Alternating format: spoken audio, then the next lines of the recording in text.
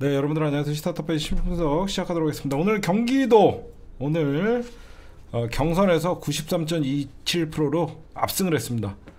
이재명 당대표의 사실상 정치적 고향이죠. 정치적 고향. 그렇죠? 여기서 김두관 5.48, 그 다음에 최고위원 투표에서는 김민석 후보가 36,005표 18.76으로 1위를 차지했고, 김병주 후보가 2위를 했습니다. 34,988표. 어휴, 깜짝이야.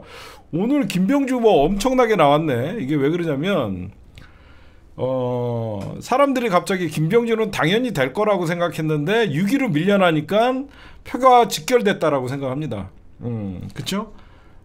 제가 생각할 때는 그냥 당연히 사람들도 김병주 의원은 들어가야 된다라고 생각을 했는데 막 민영배도 좋고 한준호도 좋고 그러다 보니까 타 지역에서 김병주 후보를 안 찍었더니 6위로 밀려나니까 많은 분들이 경기도에서 거의 1등과 별 1%도 차이지 안 나는 몰표가 나와갖고 다시 2위로 올라섰고, 정봉주 의원님은 3728표로 15.79, 한준호 26,325표, 이현주 23,843표.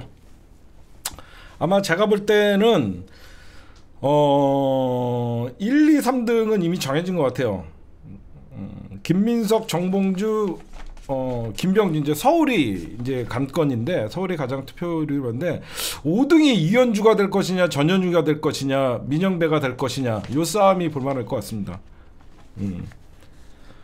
근데 오늘 경기도 권리당원이 27만 2,757명 중에서 97,304명 참여해서 35.67. 온라인 투표에 참여하지 못한 권리당원은 오는 17일에서 18일 ARS 투표에 참여할 수 있습니다. 아직. 그러니까 여러분들이 좀 보시면 될 것 같습니다. 그 다음에 경기도당 위원장에 김승원 의원님이 당선이 됐습니다. 지금 여기에는 강득구 의원과 민병덕 의원과 3파전으로 치러졌는데, 처음부터 민병덕은 안 될 거다라고 여러분들이 우리가 좀 생각을 했죠. 두 분 다 괜찮은 분들이에요. 강득구 의원님이나 우리 김승원 의원님 다 좋은 분들인데, 김승원 의원님이 당선되는 이유 중에 하나 제가 좀 보면, 대통령 탄핵 청문회 검찰개혁을 주도하고 있기 때문에 많은 사람들이 응원해 주지 않았나 그런 생각을 합니다.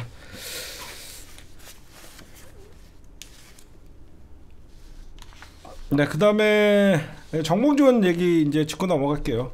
이제 정봉주 의원님이 오늘 연설을 하려는데 우 소리가 나면서 제가 되게 마음이 아팠어요.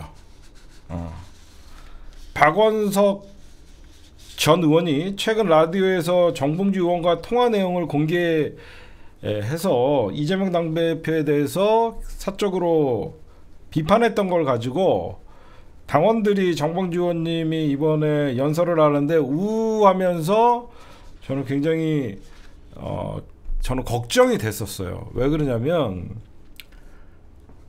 민주당이 이렇게 갈라치기가 하기가 쉽구나. 제가 정봉주 의원님을 쉴드를 쳐주기 전에 먼저 정봉주 의원을 먼저 비판을 할게요.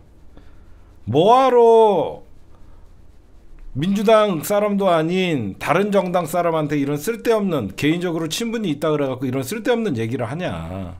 응? 이게 다 정봉주가 여기저기 정치 오래 하다 보니까 이 사람 믿고 저 사람 믿고 하다가 본인이 편하게 얘기를 했는데, 이거를 라디오에서 정봉주의 통화 내용을 공개하는 박원석이나, 저는 그게 가장 걱정되더라고. 야, 민주당 갈라치기 이렇게 쉽구나. 정봉주 의원이 방송에 나와서 얘기한 게 아니라 사석에서 얘기했던 내용 갖고 그냥 누구든지 방송에서 한번 얘기하면, 야, 이렇게 반향이 크구나. 응? 근데 여러분들, 제가 요거는 제가 정봉주 의원은 방금 비판을 했지만, 솔직히 여러분들 제가 얘기할게요. 저 욕먹어도 돼요. 구독자 떨어져도 좋지만 저는 이재명 당대표께서 이번 최고위원 선거에 보이지 않게 개입한 건 잘못이라고 생각해요. 진짜로. 왜 그러냐면 지금 민주당은 이재명 당대표 말 한마디에 어떤 사람을 제명시킬 수도 있고 정치적 생명을 끊을 수도 있어요. 그렇죠? 저는 이재명 당대표는 지금 민주당의 절대 권력이에요. 그 누구도 이재명 당대표의 말에 거스를 수가 없어요. 근데 이재명 당대표가 본인은 당대표 선거에서 90몇 %라는 압도적인, 지금 이재명을 빼고 민주당을 얘기할 수는 없는 상황입니다. 근데 이재명 당대표가 김민석 후보가 왜 이렇게 표가 안 나오냐, 이거는 이재명 당대표의 저는 잘못된 발언이라고 생각합니다. 정봉주 의원 같은 경우에는 열받을 수 있어요. 저는 경선 개입해서 열받았다, 저는 열받을 거라고 생각해요. 만약에 제가 최고위원 선거에 나가갖고 과거에 당원과 지지자들한테 돌풍을 일으키면서 1위를 달리고 있는데 갑자기 어떻게 보면 절대 권력 이재명 당대표가 나서갖고 왜 정봉주보다 김민석이가 표가 안 나와, 저도 화날 것 같아요. 전 솔직히 저는 정봉주 의원님이 다음 주에 서울 투표를 앞두고 입장을 내겠다고 얘기했는데 여러분들에게 말씀드리고 싶어요. 정봉주 의원님이 남의 당 사람에게 이재명 당대표에 대해서 본인의 정치적 생각을 얘기하고 거기에 과도하게 이재명은 대통령이 돼서는 안 된다, 물론 실수했어요. 이게 사실이라면, 그쵸? 이게 사실이라면 실수를 했죠. 응? 여기저기서 정봉주가 민주당의 최고위원으로 들어가는 거에 불만인 사람들이 있을 겁니다. 그러면 여러분들은 하나만 물어봅시다. 이재명 당대표에게 조금이나마 싫은 소리 하는 사람들은 민주당에 있으면 안 됩니까? 응? 김두관이 민주당 탈당해야 돼요? 여러분들이 보실 때? 내가 하나 물어볼게요. 김두관이 민주당 탈당해야 돼요? 대선을 위해서는 김두관 필요하지 않아요? 그래서 제가 여러분들에게 김두관 욕하지 말라 그랬죠. 여러분들은 이재명 당대표 대통령 만들라고 지금 지지하는 거 아니에요? 응? 아니, 여러분들 이재명 당대표는 신이 아니에요. 신이 아니라서 정치인들 사이에서는 우리가 모르는 일도 있고 불만이 있을 수 있고 욕을 하면서도 이재명 당대표 대통령 만들려고 노력하는 사람들도 있고, 처음부터 이재명 지지하는 정치인들 없었잖아요. 지내다 보니까 이재명이 그래도 민주당의 주류고 당원들에게 지금 지지를 받고 있기 때문에 친노 친문이 결국은 친명이 되는 것이고, 과거에도 이재명을 안 좋게 생각했던 사람들이 점점 돌아서면서 이재명 지지자가 되면서 이재명 당대표가 외연이 확장되는 거잖아요. 저는 이렇게 나가다가는 우리가 이재명 당대표, 늘 당대표는 만들 수 있지만 대통령 못 만든다고 생각해요. 제가 욕을 먹더라도 이재명 당대표는 정봉주 의원님이 설사 박원석한테 이런 얘기 했다라고 해서 이재명 당대표는 아무렇지도 않을 것 같아요. 여러분들은 이재명 당대표가 만약에 박원석이가 방송에 나와갖고 이재명 당대표가 자기랑 사적인 자리에서 이재명을 욕했다라고 이재명 당대표가 야, 저 정봉주 죽여 이럴 것 같아요? 응? 저는 이재명 당대표 그런 거 신경 안 쓸 거라고 생각해요. 누구보다도 이재명은 정봉주 의원님은 선당 후사예요. 진짜로 정봉주 의원은 누구보다도 선당 후사고 눈치가 빨라갖고 당원들과 지지자를 배신하지는 않아요. 그러니까 여러분들 여태까지 정봉주 의원님한테 기회라도 줘본 적 있어요? 내가 하나만 물어보자. 여러분들 여태까지 정봉주 의원님이 기회라도 잡은 적 있어요? 왜 정봉주 의원님이 기회를 못 잡았는지 아세요? 조중동과 언론들이 정봉주 죽인 거예요. 서울시장 나온다, 국회의원 나온다, 여러 가지 과거 발언 잡아갖고 정봉주를 절대 정치권에 들어붙지 못하게. 지금 또 어떻게 보면 정봉주는 몸살이지 않고 맨 앞에서 감옥까지 가면서 싸우는 사람이거든요. 응? 정봉주 될까봐 두려워하는 사람들은 수구 세력들이에요. 정봉주는 더 이상 잃을 게 없거든요. 정봉주 의원님이 말이 여러분들 불편하시죠?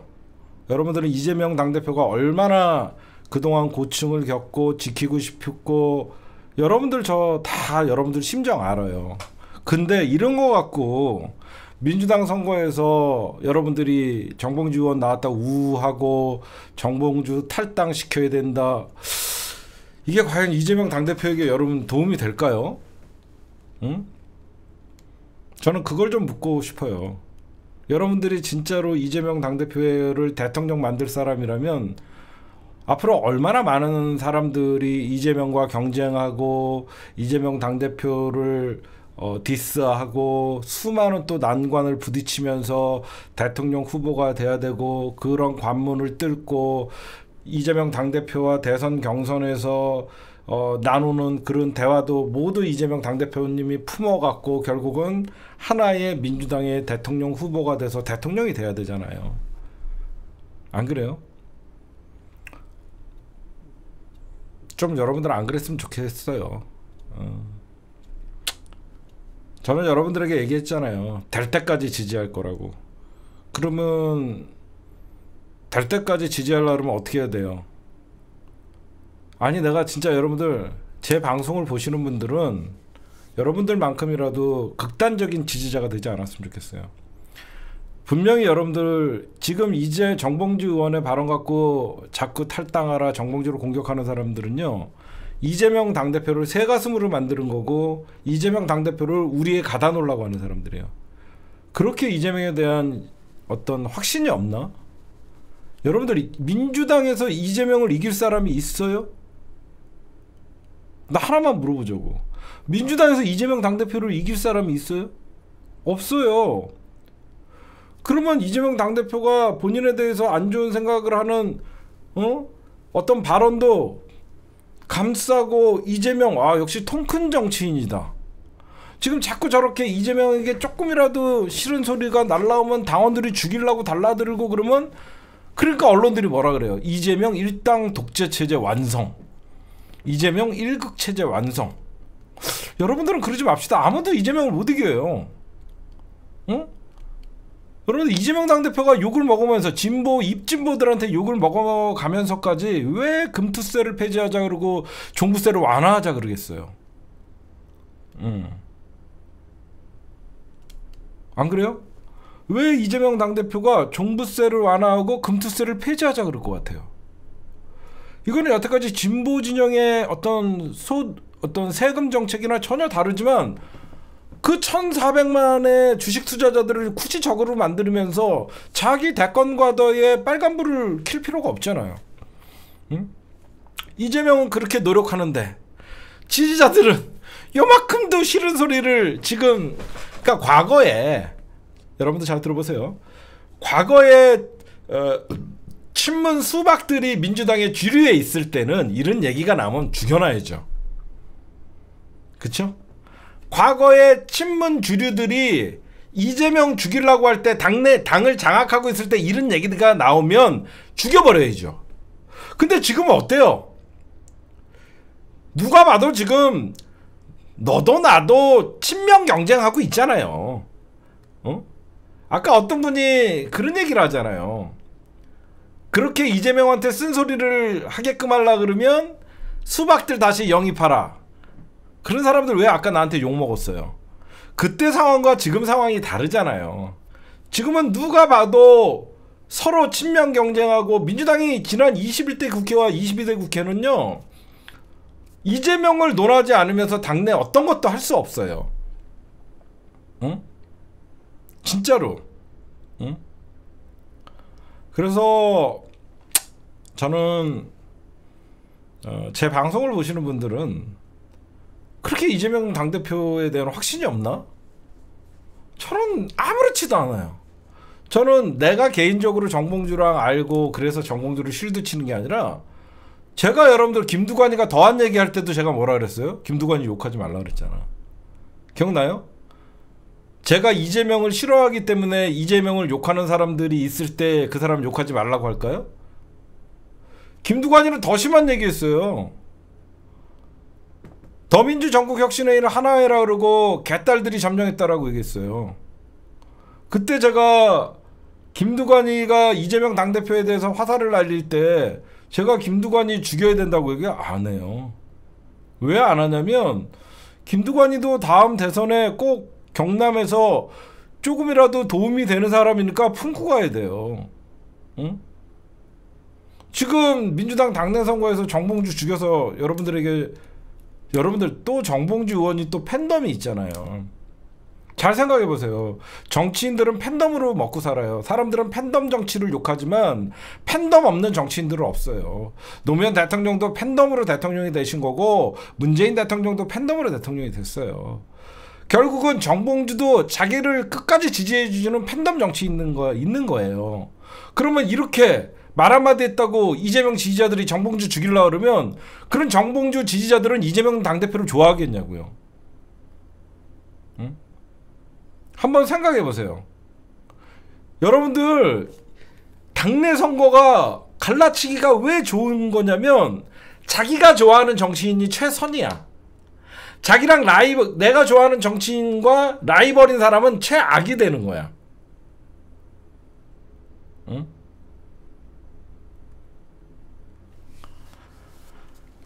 모르겠어요. 여러분들이 저보다 정치를 얼마나 많이 알고 뭐 저도 정치에 대해서 많이 아는 건 없지만 그게 과연 여러분들에게 한번 저는 말씀드리고 싶어요. 지금 정봉주 나가라 탈당해라 정봉주 죽이는 게 과연 민주당을 위하는 길이고 이재명 당대표를 위하는 길인가? 저는 그건 아니라고 생각해요. 저는 그건 아니라고 생각하고 좀 민주당의 이재명 당대표 여러분들 당대표 만들려고 나온 거 아니잖아요. 저는 대통령 만들려고 우리가 뭉친 거 아니에요? 그렇게 저도 이재명 당대표님 대통령 만들려고 제가 지금 벌써 2건의 검찰 조사를 받아요.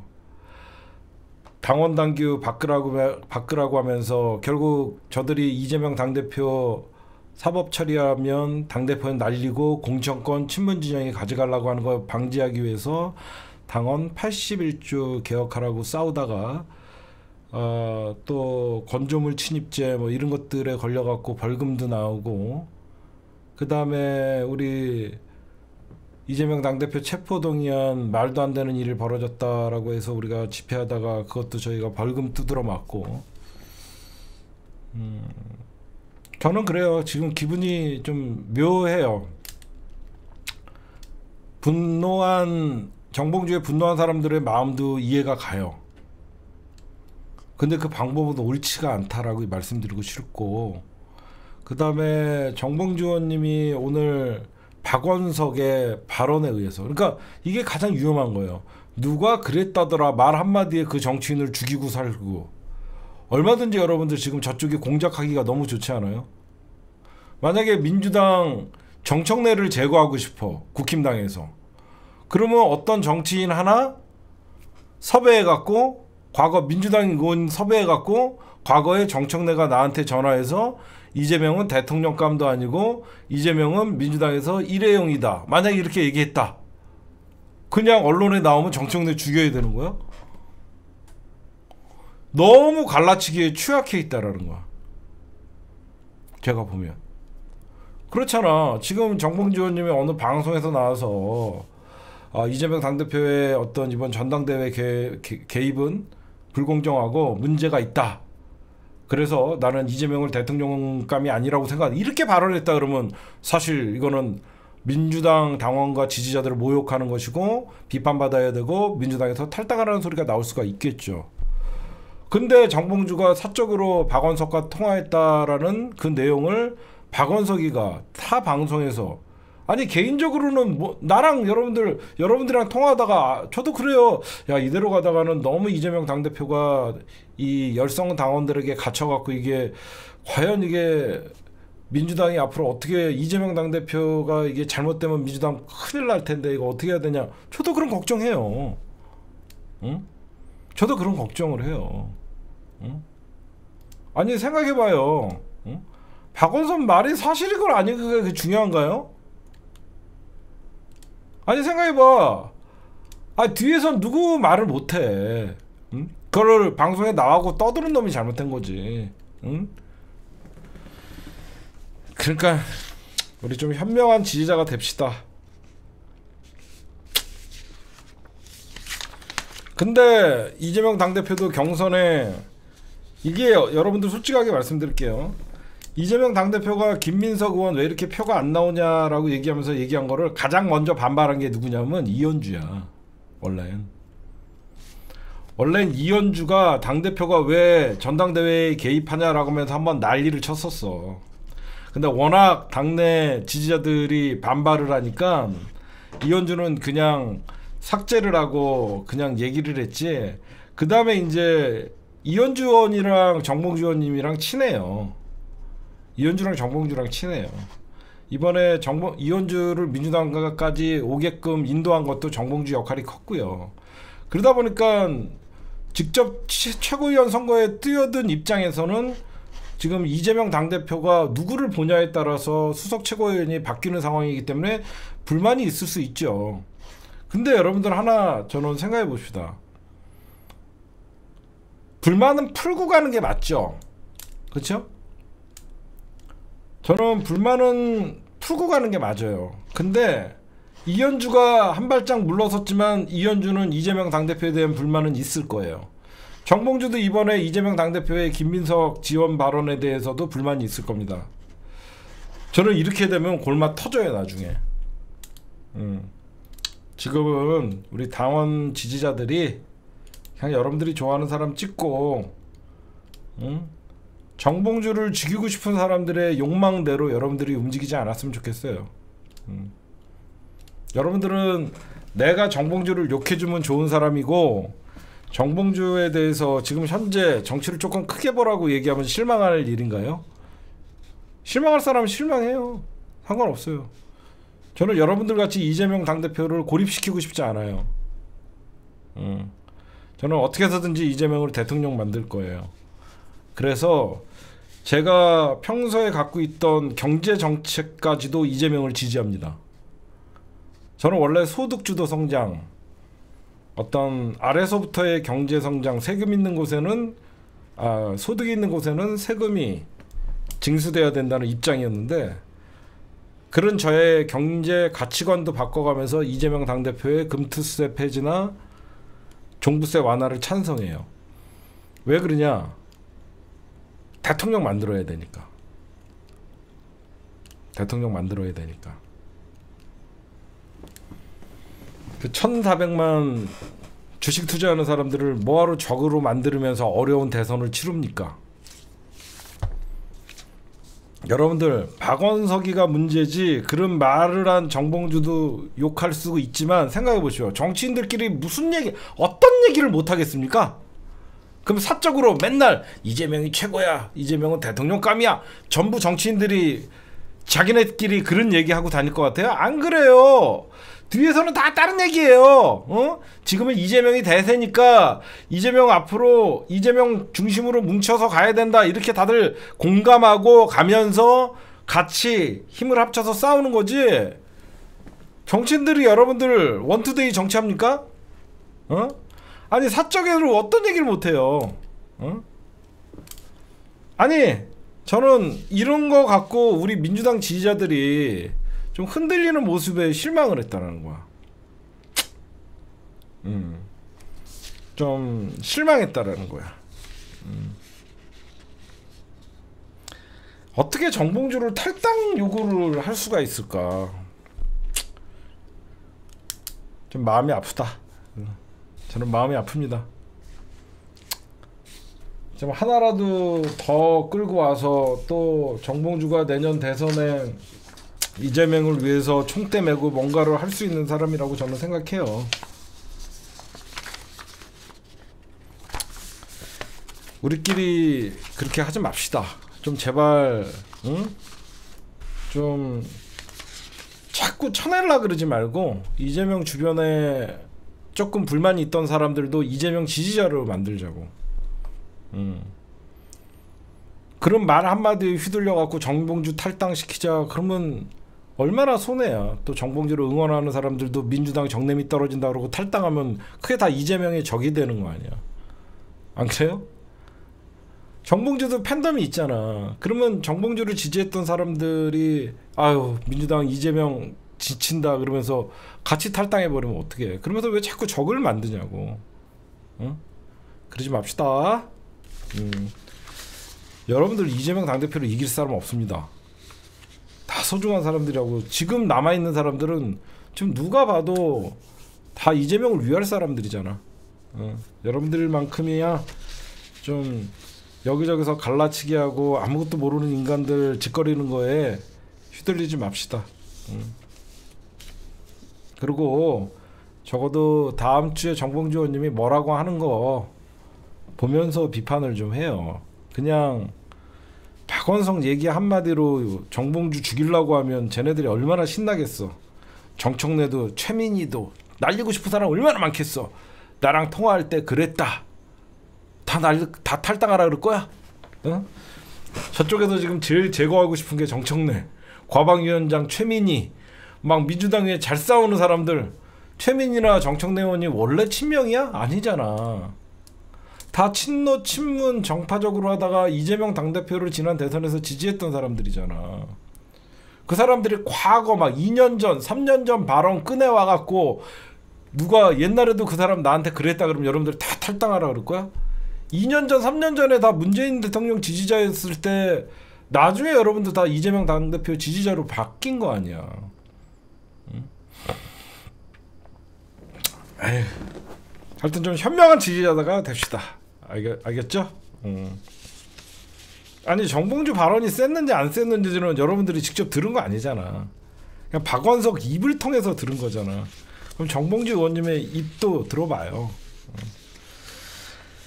그냥 최고위원 다 좋은 사람이다 생각하고 무슨 이 최고위원 선거에서 좀 그러지 않았으면 좋겠어요. 외연 확장합시다. 그 다음에 정치 분석 좀 할게요. 조금 이따 또 얘기합시다 여러분들. 오늘 이재명 당대표께서 여러 루트를 통해서 김경수 지사의 복권을 요청했다. 그렇죠? 김경수 지사는 여러분들 사면은 아닙니다. 이미 형을 만기 출소했잖아. 김경수 지사는 사면이 아니에요. 거의 만기 출소했어요. 그래서 김경수 지사는 복권이에요. 복권. 복권이라는 건 과거에 어떤 피선거권 박탈이 된 거를 회복시켜 주는 거죠. 현재 김경수 지사 같은 경우는 2027년까지 지금 2027년까지 피선거권이 박탈돼 갖고 다음 대선에는 못 나오는 거거든요. 그러면 여기서 이재명 당대표는 여러 루트를 통해서 김경수 복권을 요청했다. 이거를 왜 얘기를 했을까? 그러니까 저들이 지금 야권 분열을 노리고 이 시기에 김경수 지사를 내보내려고 하는 것이다. 이런 정치적 판단과 여러 가지 이제 복선이 깔려 있습니다. 근데 좀 이상한 게 있어요. 한동훈이가 김경수 복권을 반대합니다. 좀 이상하죠. 어? 한동훈이가 김경수 사면 복권을 반대를 해요. 그랬더니 용산에서 야 그건 나의 권한이야 이 새끼야 이게 된 겁니다. 용산에서 결국은 법무부에서 사면 복권 그러니까 복권 대상자에 김경수를 올렸다는 것은 대통령의 의중이 있는 거잖아요. 근데 여러분들에게 이거는 어디까지나 제 정치 분석을 통해서 여러분들에게 알려드리면 일단은 민주당의 이제 친명 진영에서는 김경수 복권을 반대하는데 이거는 오바라고 생각해요. 뭐 이현주 의원이 김경수의 복권을 반대했다 이런, 그리고 정성호 의원이 이거는 야권 분열책이다 이렇게 얘기하는데 저는 그렇게 보지 않아요. 이거는 윤석열이가 이거는 패착이에요. 왜 그러냐? 잘 생각해 보세요. 윤석열이가 김경수 지사를 복권 대상자로 올린 거는요, 한동훈과 이재명 당대표를 동시에 견제하기 위함이에요. 제가 분석을 하면 이재명 당대표와 한동훈을 동시에 견제하기 위해서 김경수 복권 카드를 꺼낸 것이다. 왜 그러냐?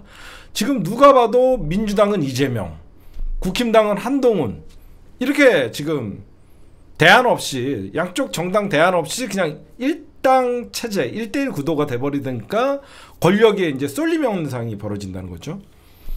근데 이 시기에 야권 분열책을 던지면서 만약에 김경수 지사가 복권이 되는 순간 여기저기서 이제 또 친문 진영에서 이재명 대통령, 이재명 당대표와 결을 같이 하지 않는 세력들이 어느 정도 움직임이 있겠죠. 그렇죠. 그러면 비명계가 김경수 지사를 축으로 확장력이 있게 생겼죠. 그거는 윤석열의 패착입니다. 그건 조금 이따 말씀드리고, 그러면 만약에 이재명 당대표가 민주당의 대권 후보에 1등을 달리고 있고 민주당 지지자로부터 이재명 당대표가 몇 % 대권 후보의 적합도가 보이냐면 만약 70%, 80% 나온다 그러다가 김경수 지사가 등장하는 순간 이재명 당대표의 대통령 당선, 그러니까 이재명 50, 김경수 뭐 25 이렇게 나올 수가 있죠. 그러니까 민주당 안에서 이게 그 새끼들이 한다. 그 사람들을 볼 때는 민주당 야권 분열책이라고 생각해요. 일단 야권 분열을 노리는 김경수 지사의 복권도 하나가 포함되고, 두 번째, 왜 윤석열이가 김경수 지사의 복권이 한동훈과 이재명 당대표를 견제용이라고 생각하냐면, 김경수 지사가 뭘로 복권되는 거죠? 김경수 지사가 감옥 간 이유가 뭐예요? 댓글 조작이란 말이야. 그치? 김경수 지사가 감옥 간 이유는 댓글 조작이에요. 지금 한동훈 특검에 걸려있는 건 뭐죠? 댓글 조작이란 말이야. 그러면 댓글 조작에 지금 공수처에 고발돼 있는 사람이 누구죠? 한동훈이란 말이야. 그러면 한동훈이는 언제든지 감옥 갈 사람이란 말이야. 김경수를 떠올리면 댓글 조작에서 복권이 됐다라고 하면 한동훈이도 거기에서 자유로울 수가 없죠. 거기에 또 하나가 있어요.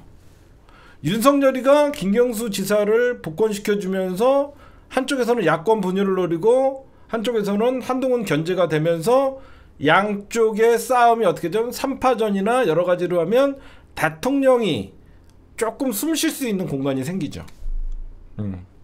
지금 민주당의 대통령 후보는 이재명, 국힘당은 어떤 그 한동훈.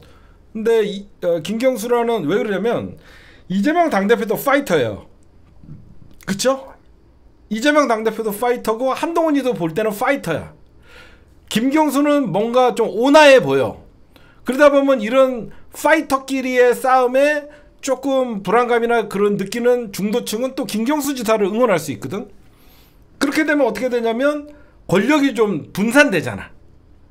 지금 진보는 이재명, 보수는 수구는 어떤 한동훈, 이런 구도에서 어느 정도 권력이 또 다른 대권 후보가 나오면 자기네들끼리 어느 정도 피 터지게 싸우게 되면 윤석열 입장에서는 좀 숨 쉴 수 있는 공간이 될 수 있는데, 여기서 제가 보면 윤석열이 오판이 뭐냐면, 그러면 한동훈이는 왜 반대를 했을까? 한동훈이가 왜 그러니까 윤석열의 사면복권, 김경수 지사의 복권에 반대를 하냐? 분산이 돼요. 그렇죠? 이렇게 되면 한동훈 지지율도 떨어집니다. 이재명 당대표는 여권에서 전체적인 파이가, 김경수는 누가 봐도 뭐죠? 민주진영이죠. 그렇죠? 김경수는 누가 봐도 민주진영이잖아. 쟤네들이 노리는 거는 김경수와 이재명이 팍 터지게 싸우고 지난 대선같이 이낙연같이 튕겨져 나가길 바라는데 절대 제가 아는 김경수는 그럴 사람이 아니에요. 왜 그러냐면 첫째, 김경수에게 예전부터 제가 아쉬움이 뭐가 있었냐면 권력욕이 없어요. 제가 옆에 가까이 보던 김경수는 권력욕이 없어요. 일단은. 그리고 이재명 당대표가 김경수 지사의 복권을 여러 루트로 왜 요청을 하고 이재명 당대표가 오늘 이런 얘기를 합니다. 후보가 많을수록 좋다. 그쵸? 이거는 이재명 당대표가 김경수 지사를 오히려 복권 신청해달라고 여러 루트로 지금 알렸고, 이재명 당대표도 이번에 3연 대상에 김경수가 포함되니까 중요한 게 뭐죠? 이낙연이 친문 똥파리들이라고 했던 이 지지자들 있잖아. 친문 똥파리라고 했던 지지자들은 사실 조국도 까요. 요즘 과거 문재인 대통령 하면서 뭐라 그러죠? 문파. 그 문파라고 했던 애들이 조국도 깝니다. 근데 지금 문파라고 했던 인간들이 김경수 말은 들어요. 나중에 까지만. 근데 김경수 지사가 만약에 민주당에 들어오는 순간 어때요? 진짜 명문 정당이 되는 것이고, 왜 그러냐면 지금 이재명 당대표의 지지자들, 여러분들이나 저야 그러지 않아요. 저는 문재인 대통령을 아직도 존경해요. 친노 친문의 역사를 지으면서 이재명은 대통령이 될 수 없습니다. 분명하게 말씀드리면 친명 지지자들 갖고는 대통령이 될 수가 없어요. 친명 지지자들 갖고 대통령이 될라, 그건 여러분들의 착각이에요. 호남도 잘 품어야 되고, 호남에서 DJ와 함께 친노, 친문, 그 다음에 DJ까지 다 골고루 그런 지지 세력들이 하나가 돼서 이재명을 진보의 대통령으로 추대를 해야 되는 거예요, 사실. 근데 여러분들 보셔도 제가 왜 그러냐면, 여러분들 잘 생각해 보세요. 저는 김경수 지사가 돌아오면 이재명 당대표에겐 큰 힘이 될 거라고 생각해요. 앞으로 문재인 대통령은 엄청나게 정권을 뺏긴 책임이 있어요. 솔직하게 말씀드릴게요. 저는 문재인 대통령을 좋아하고 존경하고 그분의 시대에 살았던 거에 대해서 되게 고맙게 생각하는 사람이지만, 이 문재인 대통령의 가장 비판받아야 될 점은 정권을 뺏긴 거예요. 저는 문재인 대통령은 실패한 대통령이라고 생각해요. 절대 성공한 대통령은 저들에게 권력을 내주면 안 돼요. 저는 문재인 대통령을 존경하고 하지만 문재인 대통령은 실패한 대통령입니다. 권력을 뺏겼으니까. 그쵸? 권력을 뺏겼으니까. 근데 여러분들이 보시면, 지금 여러분들이 보시면 현재 민주당이 가장 여러분들 이재명 당대표 체제에서 가장 지지층들이 결집해 있고, 지지층들이 지금 결집해 있고, 그 어떤 때보다 강한 민주당을 보이고 있죠. 그쵸? 이게 긍정과 지지층이 결집하고 싸우는 야당의 모습을 보면서 여러분들이 이게 민주당이라고 하면서 끊임없는 박수를 쳐요. 그러면서 이제 불안한 게 있는 거예요. 뭐냐? 그러니까 저같이 정치를 분석하는 사람이나 좀 넓게 보는 사람은 지금 민주당에 유일하게 대권 후보에 나갈 사람은 이재명밖에 안 보여요. 그게 가장 걱정인 거예요. 저는. 무슨 말씀인지 알아요? 지금 이재명을 대처할 수 있는 사람이 없어요. 나는 이게 가장 불안한 거예요. 그러니까 이게 무슨 말이냐면, 저들은 이재명만 제거하면 민주당은 공중분해가 된다라고 생각해서 검찰이 공작을 해서 이재명 당대표를 민주당 과거의 친문 세력들과 손을 잡고 이재명 당대표를 구속시키려고 했어요. 그쵸? 저는 이재명만 사라지면 과연 저들은 무슨 짓을 할지 몰라요. 저들은 이재명만 피선거권 박탈해갖고 대통령 후보로 못 나오게 하면 현재 민주당은 붕괴된다. 아직도 쟤는 포기하지 않아요. 근데 여러분들 언제까지 우리가 이재명 당대표 지지자들 가지고 저들과 싸우면 안 돼요. 친노, 친문, 친명 세력들이 하나가 돼서 이재명 당대표를 같이 지켜야 돼요. 제 말 이해하십니까? 지금이야 친문 세력들과 지금 친명 세력들과 친문 세력을 이간질하는 새끼들이 많잖아요. 엄청나게 이간질을 하잖아. 문재인 대통령 욕하면서 이재명 지지자라고 하는 것들. 제가 불안한 게 그거예요. 만약에 이재명 당대표를 정치적으로 죽이려고 할 때 친명 지지자들만 나서는 게 아니라 범친노, 범친문 여기에 지지자들과 친명 모든 민주 진영에서 이건 정치적인 사망 선고다라고 하면서 같이 싸우면 사법부가 쉽게 판단을 못한다는 것이죠. 응? 지금 여러분들 보세요. 9월 달에 이재명 당대표가 지금 9월, 10월 그러니까 솔직히 불안한 게 여러분들도 말은 안 하지만 민주당이 잘못하면 외통수에 걸려요. 저쪽은 사법부의 판결이 잘못만 나오면 민주당은 외통수예요. 이재명 없는 민주당은 사실상 공중분해예요. 지금 그렇지 않아요? 저들이 이재명 당대표를 지금 선거법 위반으로 9월 10월에 있을 판결에서 만약에 이재명 당대표를 대선에 못 나게 하는 1심 판결이 벌어진다. 그럼 민주당은 지금 외통수가 걸린다. 그게 윤석열의 생각이에요. 항소하고 형이 확정되기 전까지는 나올 수가 있어요. 그러니까 이게 시간 싸움이라고 제가 저번에 얘기했던 거 여러분들 기억나십니까? 1심 판결에서 만약에 이재명 당대표의 선고가 피선거권 박탈이나 이런 게 나오면 항소하고 2심에서 또 항소하고 대법원 확정까지는 앞으로 한 2년이라는 시간이 있습니다. 2년. 우리에게 2년이라는 시간이 있어요. 만약에 이재명을 죽이려고 하면 저것들이 노리고 있는 게. 그럼 우리가 할 수 있는 게 뭐죠? 우리가 할 수 있는 거. 이재명 당대표를 죽이려고 할 건 뻔하지 않아요? 저것들이 이재명 죽이려고 할 거 뻔하잖아요. 그러면 만약에 지금같이 여러분들이 이재명 당대표 지키고 싶고 대통령 만들고 싶은 사람들이 외연 확장을 안 하고 무조건 친문은 똥파리야, 친문은 뭐 수박이야.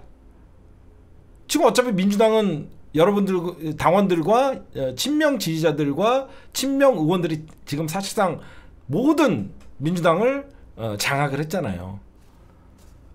그러면 이재명 날아간다고 좋아하는 사람들은 같은 민주정에서 적으로 키우면 안 된다는 거예요.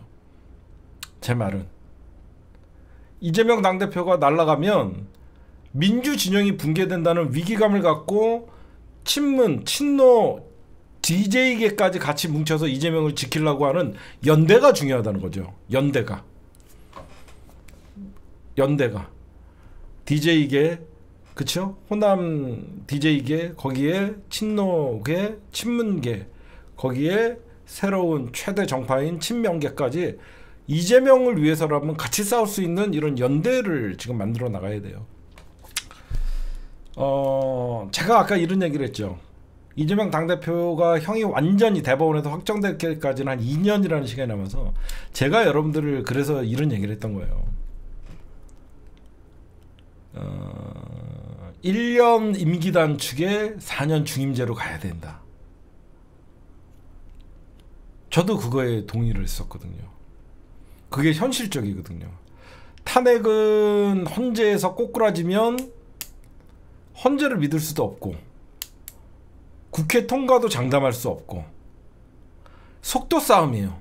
이재명 당대표가의 대법원 확정이 빠를 것이냐, 윤석열 끌어내리고 대통령 선거를 빨리 치를 것이냐. 민주당이 앞으로 나중에는 이런 과제가 현실성으로 다가올 수도 있어요. 저는 그래서 시간이 지나면 지날수록 국힘당에서는 윤석열이라는 어떤 브랜드가 자기네들에게 도움이 안 된다고 생각하면 결국은 조중동과 함께 윤석열을 버릴 수밖에 없고, 그럴 때 거국적으로 여야가 합의를 해서 4년 중임제 개헌으로 갈 때 윤석열 임기를 단축시키고 대선을 앞당겨야만 저는 사법부나 검찰의 공작에서 이재명 당대표를 살릴 수 있다고 생각하거든요. 그 전에 민주당은 조금이라도 분열이 있으면 안 돼요. 그 분열을 틈타서 민주당 안에서 갈라치기를 통해서 이재명 죽이기에 민주당도 동조하는 세력들이 나타나면 안 된다는 거예요. 여러분들에게 제가 이런 얘기를 하면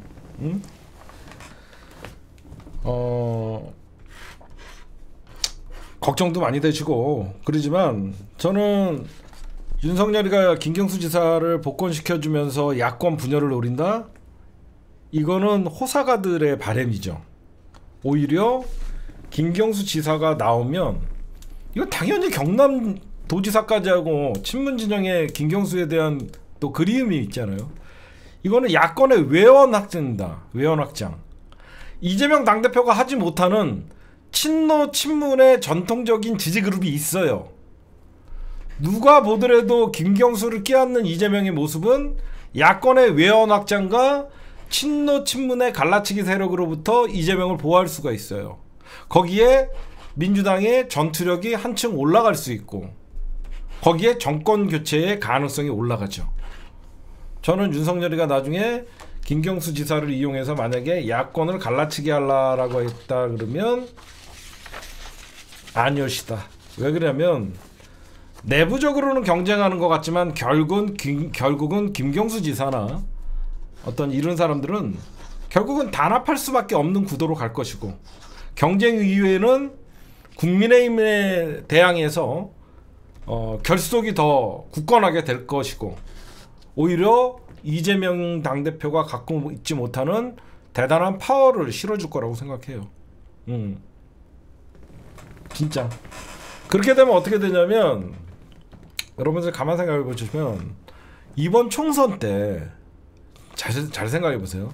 이번 총선 때 사실상 윤석열의 엄청난 실책 그리고 김건희의 비호감, 윤석열의 비호감 그리고 국힘당의 국정 실패 그리고 경제 문제에 대해서 이번 총선에서 국민들이 심판을 했잖아요. 그 민주당은 어떻게 보면 외곽의 지원을 받지도 않으면서도 선거를 치른 거예요. 만약에 김경수 지사나 친문 진영에서 적극적으로 이번 선거에서 부산과 부울경에서 선거 유세를 하거나 지원 유세를 갔다 그러면 부산이 저렇게 저는 참패하지 않았을 거라고 생각해요. 그렇지 않아요? 이번에 우리가 200석을 실패한 것도 부울경의 작전 실패거든요. 부울경이 우리가 남이가라는 그런 것들의 위기의식이 발동돼 갖고 사실상 부울경을 포기하면서까지 선거를 치렀는데 야권이 거의 189석을 얻었어요.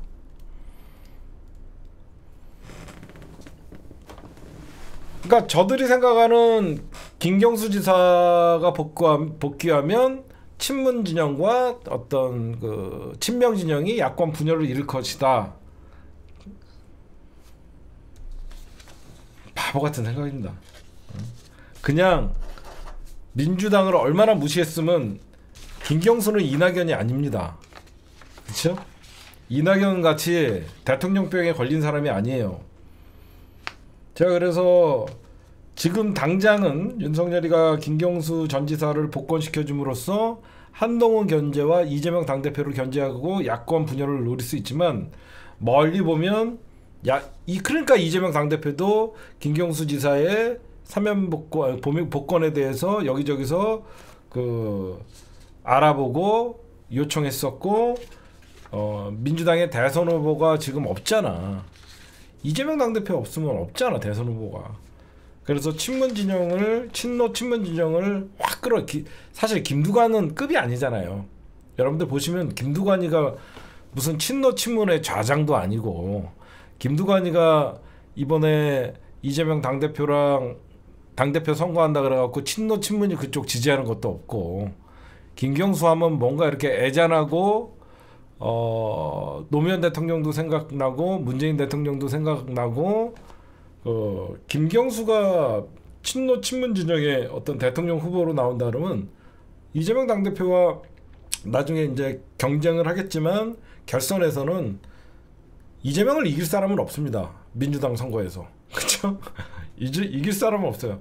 김경수가 나와도 제가 보면 3배 차이는 나요. 김경수 20, 이재명 70 몇. 제가 보면 제가 나오면 몰라도 김경수도 20 몇 프로 정도 얻고 이재명 70 몇 퍼센트 정도 얻을 거예요. 그래서 저는 뭐 저쪽에서 계속 뭐 돌아오는 김경수 친노 친문의 구심점이 되냐, 이 말 자체가 웃긴 거예요. 갈라치기입니다. 김경수가 친노 친문이지만 과거에 친노 친문이었던 사람들은 지금 다 친명이잖아요. 그쵸? 김경수가 절대 이재명을 돕지 않겠다라는 가정하에 친노 친문의 구심점이 돼서 이재명과 싸워라라는 언론에 계속 싸움 붙이는 겁니다. 응? 저는 김경수가 친노 친문의 구심점이 됐으면 좋겠어요. 그래서 이재명 당대표와 경쟁을 하고, 그래서 멋지게 승복을 하고 같이 선거운동 해주고, 저는 그렇게 한다면 될 거라고 생각합니다.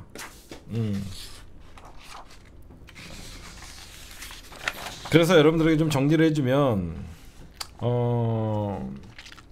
이재명 민주당 전 대표와 한동훈 대표를 동시에 견제하기 위해서 윤석열에게 이런 사면복권을 발표할 가능성이 많은 것이고, 한동훈이가 왜 그러면 김경수 지사의 복권에 대해서는 반대를 하냐, 한동훈 입장에서 보면 이재명 대표가 비호감이 높아갖고 해볼 만하다라고 생각하는데, 거기에 좀 점잖은 분위기에 친노 친문에 김경수까지 가세를 해서 나중에 이재명 당대표를 돕게 되면 여러가지 야권은 연대하는 개념이 생기고, 그렇잖아.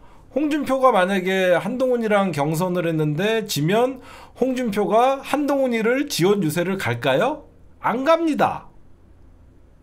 어떻게 보면 이재명 당대표에게 부족한 것을 김경수가 옆에서 좀 부드러운 이미지로 바꿔줄 수도 있고, 그래서 김경수 지사의 댓글 문제, 김경수 하면 댓글 부대, 뭐 댓글팀 드루킹이 생각나는데, 지금 한동훈도 똑같은 지금 공수처의 수사를 받아야 되는 입장에서 김경수가의 복권이 마냥 반갑지는 않죠. 그리고 이런 것들을 보면 한동훈이가 반대하는 이유, 그렇게 좀 볼 수 있을 거라고 생각합니다. 저는.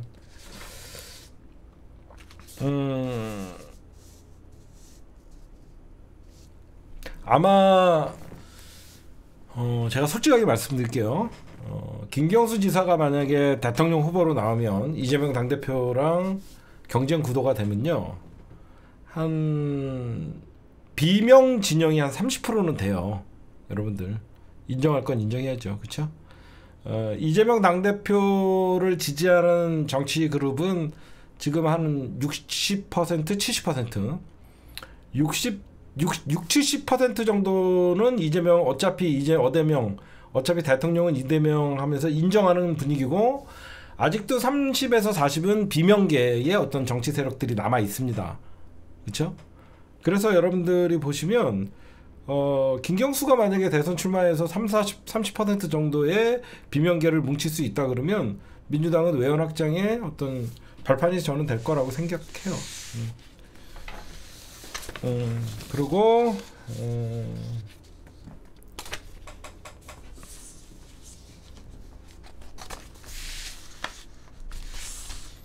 네, 오늘 1부 잠깐 쉬었다 갑시다. 예. 네, 뉴라이트 1번 간첩 집단. 지금 저는 되게 반가운 소식이 어떤 게 있냐면요, 이번에 광복절 행사에 민주당이 불참한다는 소리가 있어요. 이미 조국혁신당과 다른 야당들은 이번 광복절, 조국혁신당과 진보당은 광복절 경축식에 불참, 이거는 초유의 일입니다. 민주당도 이번에 광복절 경축식에 참여하지 않겠다. 저는 이거는 민주당이 대단한 결정이라고 생각해요. 왜 그러냐면 단순히 이번에 독립기념관장을 뉴라이트 인사, 여러분들 그리고 우리 앞으로 뉴라이트라고 부르지 맙시다. 알겠죠? 뉴라이트 아닙니다. 1번 간첩입니다. 일본의 어떤 일본 극우들의 대변인 역할을 하는 대한민국에 침투해 있는 반역자들이 뉴라이트로 위장을 해서 일본의 역사 세탁, 역사 뒤집기, 이거에 우리 민족을 대신해서 싸워야 될 놈들이 사실상 일본의 극우 정치인들을 대변하는 일본 간첩들입니다. 우리만큼은 절대 뉴라이트라고 부르지 맙시다. 일본 간첩이에요. 그쵸?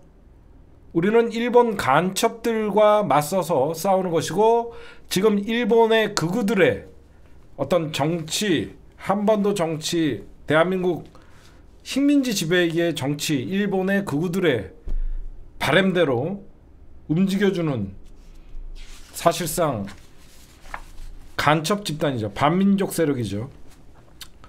이게 여러분들이 이번 독립기념관장 문제가 아니라 한국학중앙연구원장이라고 제가 얼마 전에 말씀을 드렸죠.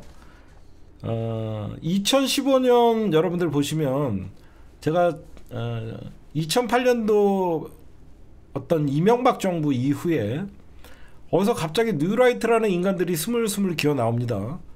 그렇게 하면서 일본이 여태까지 조선을 강제 병합을 해서 식민지 지배를 했던 걸 정당화시키고, 그러다 보니까 일본에게 우리가 식민지 지배를 당하는 동안 대한민국 국적은 없었다. 그때는 전부 일본의 땅이었다 라고 하면서 대한민국 임시정부를 부정하고 대한민국 독립운동의 역사마저도 부정을 하고, 그러다 보니까 이 인간들이 일본 말 그대로 일본이 한국, 대한민국, 조선, 그러니까 그 당시에 대한민국을 근대화하는데 발판을 삼았다. 이명박 때 이제 여러분들 아시다시피 건국절을 시도했어요. 건국절 자체가 이제 1948년 8월 15일을 대한민국의 건국이다. 대한민국 그 전에는 그럼 나라가 없었다라는 거죠. 나라를 인정을 안 하는 거야. 1948년 전에는 대한민국이라는 나라는 없었어. 말 같지도 않은 소리죠. 역사 쿠데타를 하다가 한번 집니다. 2015년에 국정교과서를 하면서 뉴라이트들이 다시 권력을 잡으니까, 박근혜가 권력을 잡으니까 국정교과서로 역사 쿠데타를 한 번 더 합니다. 또 물러났죠. 한마디로 역사 쿠데타를 실패했던 자들이 윤석열 정부에 이번에는 대가리들까지 지금 다 장악을 한 거예요. 여러분들 한국학 중앙연구원이 어떤 단체냐면요, 이게 1978년 한국정신문화연구원으로 첫 단체가 출발을 했었는데, 이게 대한민국의 어떤 세계, 그러니까 대한민국의 역사를 연구하고 기록 문화를 보존을 하고 세계인과 함께 나누는 그 대한민국의 역사를 세계에 알리고 막 그런 어떤 한국학중앙연구원이었어요. 근데 이 한국학중앙연구원에 박근혜 정부에서 국정교과서를 어떤 추진하다가 실패한 뉴라이트의 주역들이 여기까지 장악을 했습니다. 그래서 이 한국학중앙연구원장이 김주성 씨예요. 응? 여기서부터 여러분들 이거 보시면 한국의 역사를 전 세계에 알리고 하는데 이 뉴라이트들이 장악을 한 다음에 이게 우리나라의 어떤 양보할 수 없는 그 역사의 쿠데타에서는 이놈들이 여기까지는 넘보지도 못했었거든요. 한국학중앙연구원장을 장악을 하니까 그 다음에 노린 게 뭐죠? 독립기념원장이에요. 독립기념관이라는 걸 없애야만 대한민국의 독립운동을 없애면서 1948년 8월 15일을 건국절로 만들어서 대한민국은 그전에는 없었던 나라가 되는 거거든요. 여러분들 대한민국이 1948년 8월 15일 이전에 없었던 나라면 뭐가 되죠? 친일파가 없는 거야. 이제 이해가 가세요? 이놈들이 왜 자꾸 건국절을 추진을 하냐? 1948년 8월 15일 이전에 조선은 없었다, 대한민국은 없었다라고 해야만 일제의 부역자들도 없는 거죠. 나라가 없었는데 무슨 부역자가 있어. 그때는 그냥 일본이었다라고 해야지. 우리나라가 상해 임시정부의 법통을 이으면서 독립운동의 역사를 얘기할 때 누구는 나라를 찾기 위해서 독립운동을 한 거고 누구는 일본에게 부역했던 자들이 생기니까 반민족 행위자들 거기에 친일파들이 있는 거잖아. 결국은 일제의 부역의 역사를 지우기 위해서 1948년 8월 15일을 건국절로 만들려고 하는 거죠. 그래서 여러분들이 보시면 결국은 이 뉴라이트라고 하는 놈들은 반역자들이에요. 일본 구구들과 내통을 하면서 이게 말이나 됩니까? 사도광산을 일부러 알리려고 문화유산에 등재하는데 찬성했다.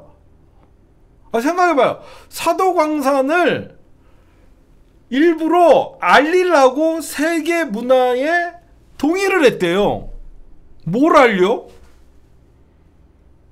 우린 조선의 노동자들이 강제징용돼 갖고 거기에서 개 취급받고 인간 이하의 대접을 받으면서 거의 떼죽음을 당했는데 그런 역사는 싹 빼버리고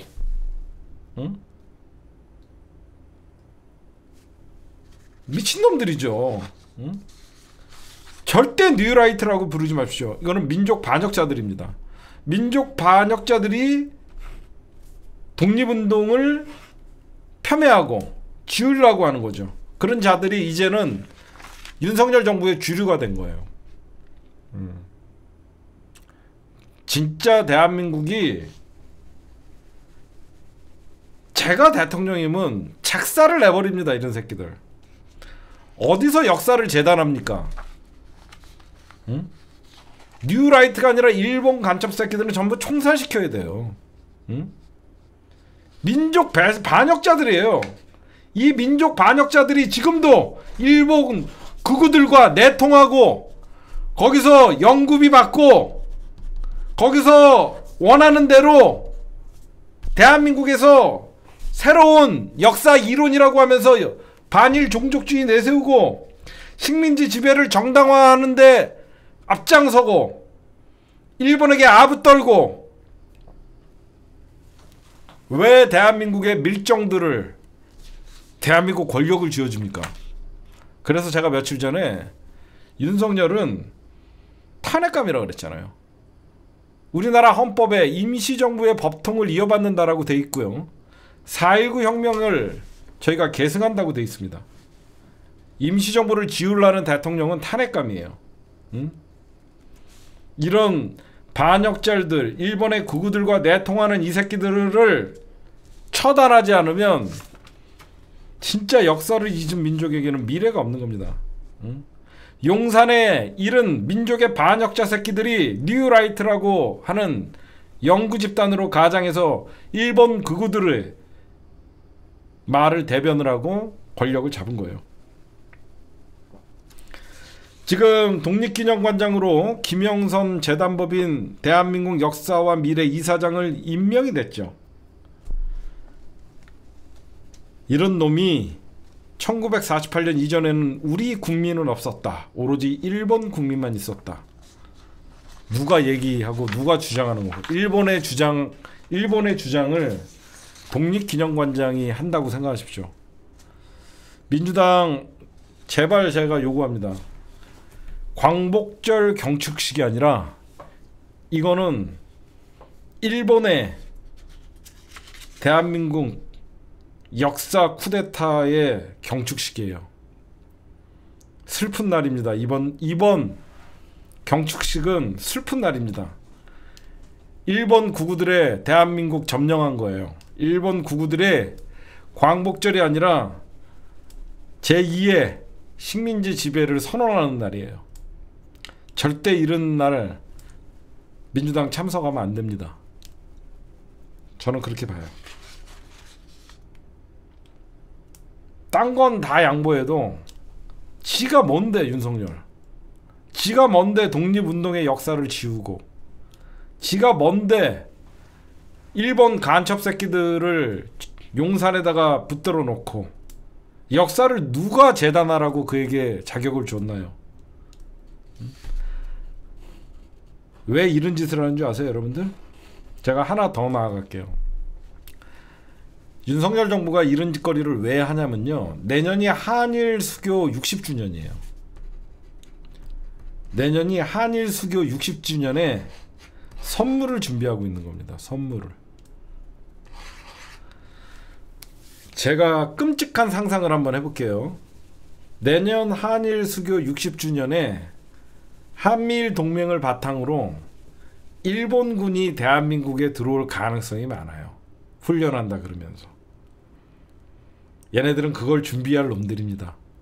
그쵸?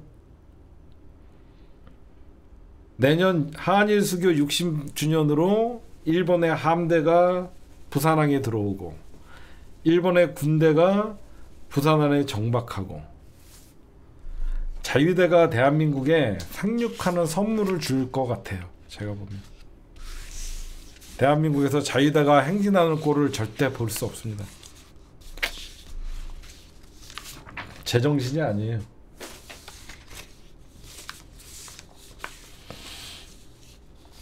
그 다음에 윤석열이가 다음 주에 이명박을 만난대요. 윤석열이가 다음 주에 이명박을 만난다는데, 이거 왜 만나냐면요, 여기에 김건희도 같이 만난다고 하는데 원전 자랑하려고 하는 겁니다. 제가 볼 때는 이명박이가 2009년에 아랍에미리트 원전 수주를 했던 적이 있거든요. 근데 이번에 윤석열이가 지금 가장 밀고 있는 게 뭐냐면 체코 정부와 원자력 개발을 성사시켰다라는 게 있는데, 이거를 언론에서 별로 다뤄주지 않아요. 이걸 별로 다뤄주지 않다 보니까 이명박이랑 만나갖고 원전 수주나 경제 이거 얘기하면서 다시 한번 띄우려고 하는 거예요. 딴 거 없습니다. 왜 그러면 이명박이가 어떤 굉장히 도둑놈, 우리 입장에서는 도둑놈 이런 이미지가 있지만, 이명박이가 경제 쪽에 어떤 인간의 욕망을 이용해서 정권을 잡았던 놈이거든요. 그래서 이명박이는 이제 갈 때까지 가는 거죠. 이명박이 초청해서, 이명박이는 윤석열이가 구속시키고 윤석열이가 사면했거든요. 그러면 왜 갑자기 이런 짓거리를 하냐. 지난해 8월에 윤석열을 붙인 윤기중이가 죽었습니다. 그때 이제 이명박이가 그때 조문으로 갔었거든요. 그때 막 손을 꼭 잡고 막 그런 적이 있었어요. 그래서 윤석열이가 결국 이명박이를 그때 원전 수주 어떻게 했냐 뭐 이런 조언을 듣겠다 이런 쇼하려고 하는 거예요. 그 다음에 제가 얼마 전에도 말씀을 좀 드렸는데, 한동훈이가 이제 여의도 연구원장을 교체를 합니다. 홍응님을 이제 사표를 수리할 듯해요. 그래서 이제 한동훈이가 자기가 쓸 수 있는 카드를 다 쓰는 거죠. 그 다음에 이제 한동훈이랑 지금 윤석열이랑 아까 김경수 전 지사 복권 가지고 약간 티각티각 했죠. 그러니까 친윤의 핵심적인 권난동이가 한동훈이 네가 뭔데 대통령의 고유 권한인 사면권을 이래라 저래라 하냐 하면서 약간 부딪혔어요. 여러분들이 지금 현재 국힘당의 권력 구도를 좀 보셔야 돼요. 사람들은 한동훈이가 이번에 국힘당의 당대표가 됨으로써 권력이 윤석열에서 한동훈으로 넘어갔다라고 하는데 절대 아닙니다. 이번에 여러분들 정점식 정책위 의장 사퇴했죠. 정점식 정책위 의장 사퇴하면서 한동훈이가 뭐 이겼다 이렇게 얘기하지만 아니에요. 제가 취재해보고 현재 국힘당 분위기를 보면요, 윤석열이가 져준 거예요. 그쵸? 정점식 정책위원장이 사퇴한 건 대통령실이 져준 거예요. 그냥 야 한동훈이 이번에 당선됐으니까 당원들 지지 주니까 그냥 내려와, 져준 거죠. 져줘놓고 이제 한동훈이가 현재 어떤 분위기냐? 지금 결국은 윤석열은 오로지 한동훈이가 최상병 특검 제3자 특검 내냐 안 내냐 이거에 지금 안테나가 서 있고, 지금 최상병 특검이나 이런 법들은 왜 한동훈이가 자기가 공약으로 당대표 도전할 때 공약으로 내세웠지만 왜 입도 뻥끗 못하냐? 괜히 이거 꺼냈다가 윤석열과의 싸움보다도 당내에서 개망신 당하거든요. 이게 무슨 말이냐면, 한동훈이가 최상병 특검을 꺼내는 순간 여러분들이 보실 때는 윤석열과 싸울 것 같죠? 이거는 저밖에 제가 분석을 해드릴게요. 한동훈이가 최상병 특검법 제3자 추천안을 한동훈이가 국힘당에서 얘기를 딱 꺼내는 순간 어떻게 되냐면 용산과 싸우는 게 아니라 국힘당 안에서 개망신 당합니다. 왜 현재 그런 분위기냐면, 이런 어떤 최상병 특검은 국힘당에서 하나같이 얘기하는 게 원내대표 소관이라 그래요. 투표권이 있으니까. 한동훈이가 이거를 최상병 특검법 제3자 이거를 당론으로 정해갖고 밀어붙이십시다 하는 순간 추경호가 들이받습니다. 추경호가 바로 들이받고 최고위원들이 그거는 최상병 특검은 원내 전략이다. 이거는 원내 전략이기 때문에 원내에서 찬성하냐 반대는 당대표가 낄 일이 아니다 라고 하면서 시작하자마자 한동훈이는 그냥 거기서 개망신 당하는 거예요. 아직까지 원내의 힘은 친윤이 잡고 있거든요. 그러니까 한동훈이가 아직까지 시간이, 아직도 윤석열이가 막강한 대통령의 권한을 행사할 수 있는 아직 반환점을 돌지도 않았잖아요. 그러다 보니까 한동훈이 얘기를 못 꺼내는 거예요. 그쵸? 생각해봐요. 한동훈이가 어떤 국회 본회의장을 들어갈 수 있습니까? 한동훈이가 어떤 국회의원으로서 한동훈이가 어떤 표결에 참여를 할 수 있습니까? 아무것도 없으니까 원외 당대표의 한계를 보여주는 거고, 그러니까 여기저기서 뭐 김민전이나 김재원 이런 친윤계 최고위원들이 당대표가 최상병 특검을 이래라 저래라 할 사안이 아니다 이렇게 얘기하는 거죠. 최상병 특검을 국힘당 전당대회 같이 당원들에게 붙여갖고 투표할 사안이 아니잖아요. 투표권이 있는 국회의원들이 해야 되니까. 그래서 많은 사람들은 용산의 힘이 어떤 과거의 권력과 미래의 권력이 싸워서 정점식 정책위의장이 사퇴했다. 이거는 용산이 져준 거죠. 근데 이거는 아마 한동훈이도 이 문제에서 이제 자유로울 수가 없죠. 왜 그러면 지가 당대표가 되면서 공약으로 걸었던 것이기 때문에 언젠가는 해야 되는데, 제가 보면 올해는 한동훈이는 제3자 특검법이나 이런 얘기를 꺼낼 수가 없죠. 그래서 이재명 당대표가 8월 18일 날 아마 지금 현재 더 센 최상병 특검법이 발의가 됐죠. 그 더 센 최상병 특검법에는 김건희도 수사 대상에 포함이 돼 있잖아요. 그러다 보니까 이제 현재 민주당발 더 센 최상병 특검법이 발의돼 있는 상황에서 이재명 당대표가 한동훈 특검법 안 내냐라고 압박을 하면 과연 한동훈이는 끝까지 쌩깔 수는 없을 거예요.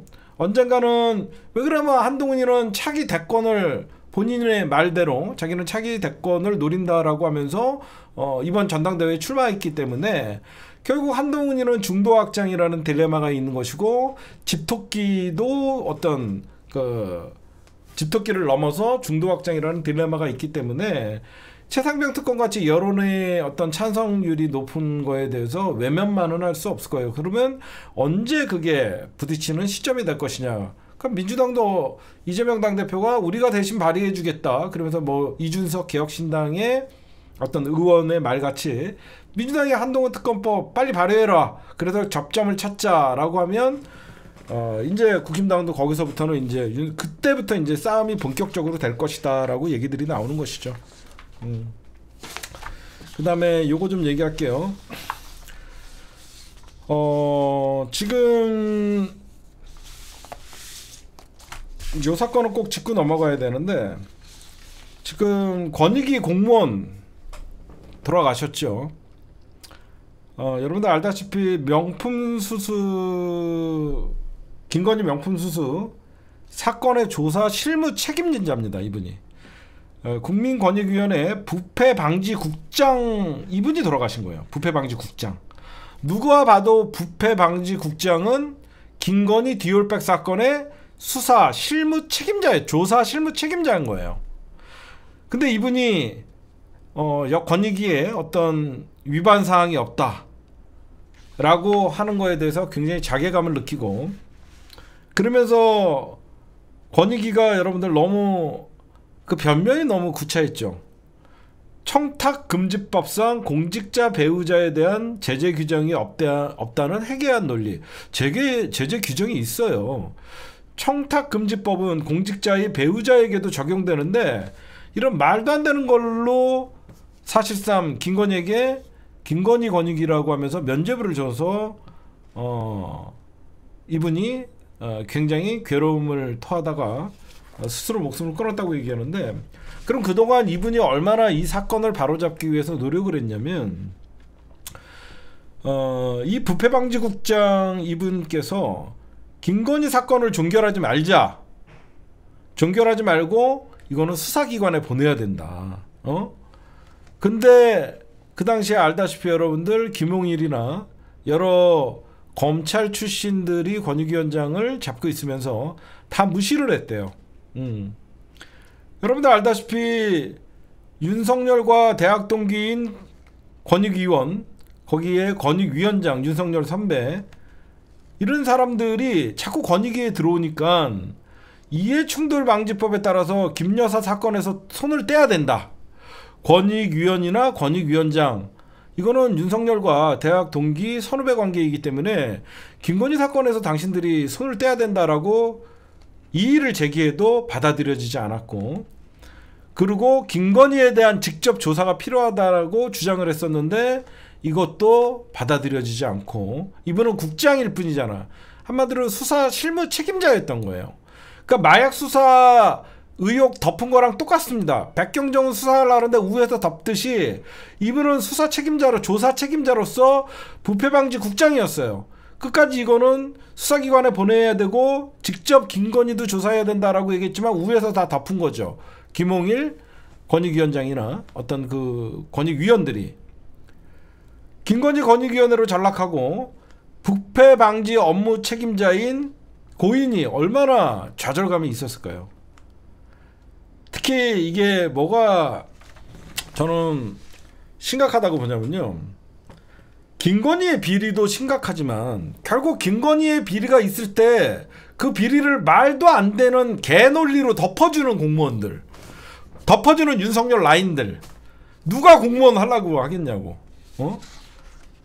안 그래요? 김건희 누가 봐도 말도 안 되는 비리를 저지르고 말도 안 되는 진짜 이런 자가 대통령 부인이라고, 영부인이라고, 이런 사람들의 어떤 비리를 덮어주는 과정에 공무원들이 줄줄이 동원되고, 응? 사실상 반부패 총괄이라는 권익위가 대대적인 수사와, 여러분들은 저는 이거 그냥 넘어가면 안 됩니다. 권익위 수사해야 되고 감찰해야 되고 국정조사해야 돼요. 이분이 양심에 반해서 스스로 목숨을 끊었는데 이런 분들의 죽음을 절대 그냥 넘어가면 안 됩니다. 누가 이 반부패 총괄이었던 이분에게, 반부패 국장이었던 이분에게 압력을 가하고 누가 지시를 했고 누가 이 사건을 무마시키려고 했는지, 저는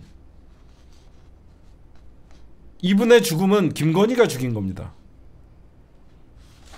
김건희는 부산에 놀러 다닐 게 아니라 이런 분들에게 무릎 꿇고 사죄해야 돼요. 너 때문에 죽었잖아. 응?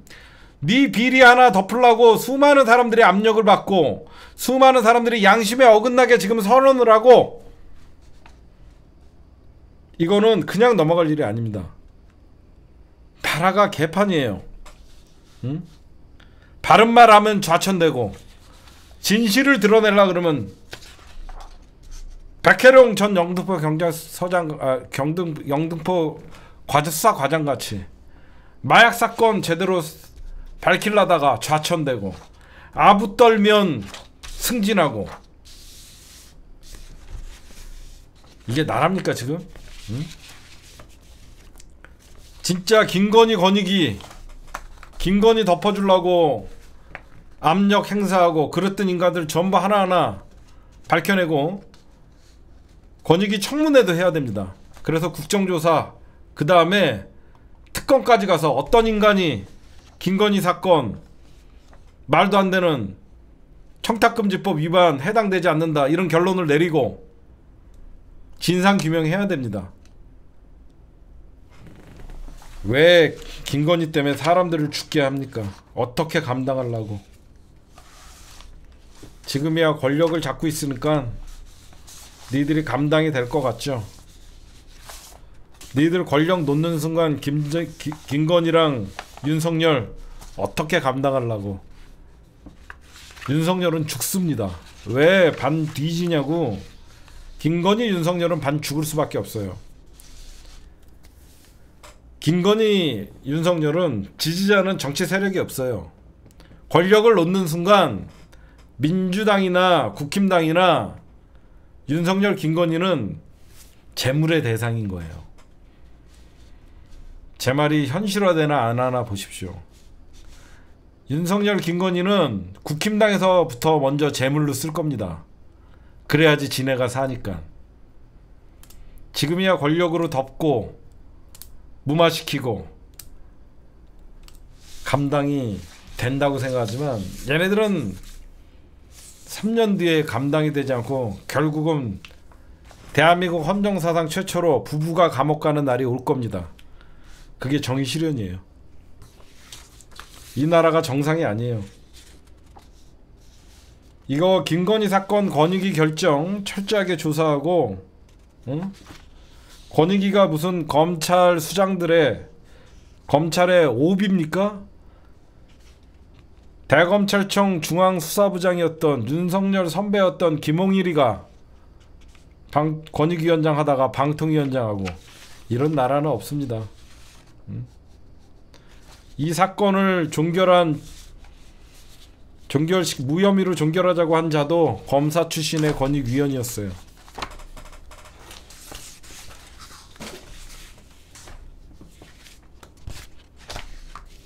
진짜 저는 가끔 이런 생각을 해요. 왜 저들은 끊임없이 권력을 잡으면 저렇게 오만하고 국민은 안중에도 없는 정치를 하냐. 우리 진보가 제가 늘 얘기하지만 독해져야 돼요. 부정한 권력을 처단하지 않으니까 다음에 권력을 잡으면 또 같은 짓을 하는 겁니다. 그쵸? 해방 이후에 반민족 행위자들을 제대로 처단을 안 하니까 여기저기서 일본 간첩이 나오는 겁니다. 반드시 진보가 권력을 잡으면 무섭다는 걸 보여줘야지, 절대 저들이 실수로라도 권력을 잡으면 다음을 생각해서 이런 짓을 못합니다. 국민 통합은 부정을 정의로 실현할 때 이루어지는 거예요. 부정한 자들을 덮고 그냥 지나가니까 정의 실현이 안 되니까 국민 통합이 안 되는 겁니다. 저는 그렇게 생각해요. 여러분들이랑 나랑 생각이 어떤 차이가 있을지 모르지만 잘못된 자들, 나라를 말아먹은 자들, 억울하게 김건희 때문에 사람들이 죽어나가고 윤석열 때문에 사람들이 죽어나가고 그 죄를 단죄하지 않으니까 또 다른 범죄가 일어나는 거예요. 그렇죠? 단죄하지 않으니까 또 다른 범죄들을 구상을 하는 거예요. 단죄하면 다시는 저런 짓을 못합니다. 단죄하지 않으니까 한쪽에서는 단죄해야 된다 그러고 한쪽에서는 용서해야 된다 그러고, 그러니까 국민 통합이 안 되는 거예요. 잘못을 저지르면 그 죄값을 치르게 해줘야만 그게 정의가 되는 거예요. 그래서 한쪽은 용서해줘라, 국민 통합 차원에서. 아니다, 한쪽은 단죄해야, 이런 분열이 일어나지 않는 겁니다. 잘못하면 벌을 받아야 됩니다. 그게 국민 통합의 지름길이에요. 저는 그렇게 생각해요. 그 다음에 마지막으로 제가 저번에 예상했던 미국 대선이 좀 빗나갈 것 같습니다. 저는 도란프가 총알 맞으면서 피 흘리면서 미국 성조기 할 때 도란프가 이미 미국 대선은 끝났다라고 생각했는데, 또 다른 변수가 일어났었죠. 바이든이 사퇴하면서 미국의 대선은 사실상 어떻게 될지 모르게 됐어요. 저는 해리스가 굉장히 유리한 고지에 올라갔다라고 생각해요. 왜 그러냐면, 이 해리스가 바이든이 사퇴할지는 솔직히 몰랐거든요. 왜 제가 그런 얘기를 하냐면, 권력을 여러분들 잡기도 힘들지만 권력을 놓는 것도 힘들어요. 근데 미국이니까 가능하죠. 우리나라 같았으면 절대 어떤 바이든 같이 대선을 포기하거나 그러지 않았을 거예요. 근데 바이든의 대선 불출마 선언이 굉장한 도란프의 총 맞으면서 암살 테러 당하면서 어떤 그런 장면, 공화당의 지지자들을 직결하게끔 한 것보다 바이든의 어떤 권력 포기, 이것도 민주당 지지층들을 직결시켰고, 그러다 보니까 미 언론은 사실 반 도란프거든요. 어떻게 될지 모르겠어요. 제가 볼 때는 해리스가 유리한 것 같아요. 왜냐면 사람들은 새로운 변화를 어떤 요구하거든요. 근데 이미 4년 정도 도란프의 어떤 국정 운영을 봤잖아요. 그럼 미국 최초 흑인 여성 대통령이라는 상징성 있는 어떤 새로운 면이 해리스에겐 더 있거든요. 그래서 미국 대선은 제가 보면 바이든 사퇴 이후에 해리스가 여기저기서 미 주요 언론, 그 다음에 바이든은 비주류거든요. 해리스는 주류거든. 어떤 주류의 지지, 이게 과연 그러니까 도란프가 어떤 식으로 또 헤쳐나갈 것인가. 제가 보면 지금은 해리스가 좀 유리해 보여요. 의외의 사태가 난 건데, 결국은 바이든의 사태가 민주당을 살렸다라는 얘기들이 나오듯이, 저는 저번에도 우스갯소리로 얘기했지만 윤석열은 왜 사퇴 안 하냐고. 응? 바이든이랑 늘 한미 공조를 얘기를 했으면 바이든 사퇴하면 윤석열도 1년 임기 단축하고 사퇴를 해야 될 거 아닙니까? 저는 바이든은 후보 사퇴하면서 욕 뒤지게 먹다가 영웅이 됐거든요. 바이든은 여태까지 정치 못하고 미국을 위기로 몰았다고 욕 뒤지게 먹었는데, 민주당 대선 후보에서 사퇴하면서 오히려 영웅이 됐어요. 윤석열, 너도 후보 사퇴해. 임기 단축 그만하고. 사실 저에게는 5년이 너무 길었습니다. 지금 와서 보니까 제가 올해는 무슨 제가 경제를 합니까, 역사를 합니까, 한번 하기만 하면 저는 그냥 욕을 먹고, 이거 저는 더 이상 그 대통령을 못하겠습니다. 오늘부로 저는 대통령을 사임합니다. 딱 이렇게 하고 4년 중임제 개헌을 국민투표에 붙이고, 윤석열 하면 생각나는 단어 있죠. 경로, 술꾼, 또 뭐 있어요? 김건희, 명품백, 뭐가 있어요? 난 이렇게 아무것도 기억 안 나는 대통령 처음 봤어요. 윤석열이 뭐 했죠? 경로, 그치? 경로, 자유. 이번 광복절 경축사에서 뭐라고 할까? 자유가, 일본이, 북한이, 자유가. 아유, 진짜, 진짜 나는 진짜 윤석열, 과거에 우리가 이명박이를 아무리 욕해도 이명박이는 주가 3,000포인트 시대를 코스피 3,000, 그 다음에 뭐 7만 불, 뭐 별걸 다 했어요. 나름. 그 박근혜도 나름 뭐 통일은 대박입니다. 그러다가 좆됐죠. 그러다 한동 그 윤석열은 뭐 있죠? 경로밖에 안 했어요. 경로. 그놈의 경로. 어?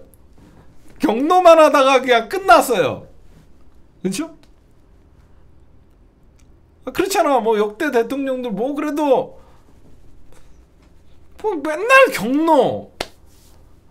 김건희 오빠 나 지켜줄 거지? 맨날 특검 거부권. 오빠가 이거 자꾸 어설프게 하면 뒤진다. 뭐 난 도대체 뭘 했는지 모르겠어요. 어? 그치, 사도광산 유네스코에 등재해주고 뜬금없이 한미일 군사동맹한다 그러고 뭐 했는지 모르겠어요. 나는 하나 또 물어보고 싶어요, 여러분들. 윤석열이 이렇게 일본에게 충성을 하잖아요. 우리가 얻은 게 뭐가 있죠? 지금 폐수 아직도 핵 오염수 흘러나오고 있어요. 그것도 우리나라가 주변 국가에서 강력하게 반대하면 저렇게 쉽게 못하거든요. 우리가 일본에게 저렇게 충성을 다하고 제2의 을사늑약에 버금가는 한미일 군사동맹을 맺으려고 군사동맹이라는 말은 이제 못 쓰더라고요. 안보 체제래요. 여러분들 알다시피 어떤 국가 간의 동맹을 맺으려면 국회의 인준을 거쳐야 돼요. 그건 당연히 저놈들이 왜 한 발짝 물러섰냐면 쟤네들은 미국과 일본은 군사동맹이 맞아요. 거기에 이제 한미일 군사동맹을 하려면 대한민국과 일본이 군사동맹을 맺으려면 국회의 인준을 받아야 되는데 지금 같은 경우에 민주당이 전혀 해주지 않죠. 그러니까 안보협력이라고 해요. 안보협력. 아니 남의 나라 땅을 넘보는 새끼들이랑 어떻게 안보협력을 합니까? 응? 그럼 나는 도대체 우리나라가 무엇을 얻었을까? 일본으로부터. 뭐가 있을까요? 그냥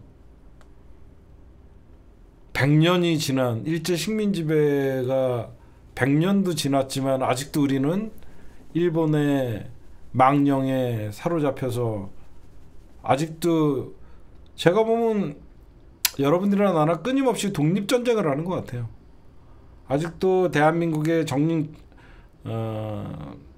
단죄하지 못한 이 반민족 행위자들과 우리는 민족주의자들이잖아. 여러분들이랑 나나 민족주의자들인데 진보 소리를 들어요. 원래는 보수가 민족주의자들이고 또 그런 방면이 그래서 민족주의가 너무 팽배하면 극우가 되는 거거든요. 그렇잖아. 다른 나라들은 자기 민족을 우선시하기 때문에 막 여러 가지 극우들이 돼서 타민족을 배제하고 그러는데 우리나라는 보수가 민족성이 없어요. 보수가 민족성이 없어요. 보수가 나라를 팔아먹는 새끼들이죠. 그래서 제가 우리나라에는 보수가 없다라고 얘기하는 거죠. 그래서 민주당이 보수 정당이라고 얘기하잖아요. 그러니까 저는 아직도 독립전쟁을 하는 것 같아요. 21세기 독립전쟁을 펼치고 있는 거라고 생각해요. 여러분들이랑 하나. 아직도 참 우리나라 전시작전권도 없고 전쟁이라도 미국이 우리나라 모든 군을 지배하고 대한민국이 과연 자주 독립 국가인가? I don't think so 라고들 얘기를 하죠. 점점점 그러니까 일본도 여러분들 일본이 독립국가예요? 여러분들이 생각할 때 일본이 독립국가입니까? 일본은 독립국가가 아니에요. 저는 일본은 철저한 미국의 51번째 국가라고 생각합니다. 아시아에. 왜 그러냐면 여러분들 세계 제2차 세계대전이 끝나자마자 일본은 무장해제를 시키죠. 일본이 왜 미국의 개가 됐는지를 잠깐만 설명해 줄게요. 넋두리로. 일본이 미국의 개가 되는 과정을 보면요.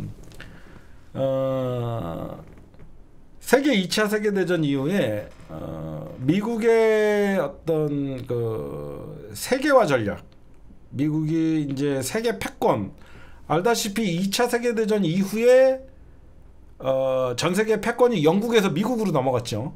그렇죠? 그 전까지 영국 제국주의가 2세기를 점령을 했다가 이제 20세기 후반부터 이제 영국에서 미국으로 넘어오잖아요. 그러니까 2차 세계대전이 일본의 패망으로 딱 왔을 때 미국의 이제 전략이 바뀌어요. 펜타곤이 냉전 체제, 민주주의 대 공산주의 하면서 미국이 이제 유럽을 장악을 해야 되니까. 그래서 제가 며칠 전에 얘기해줬죠.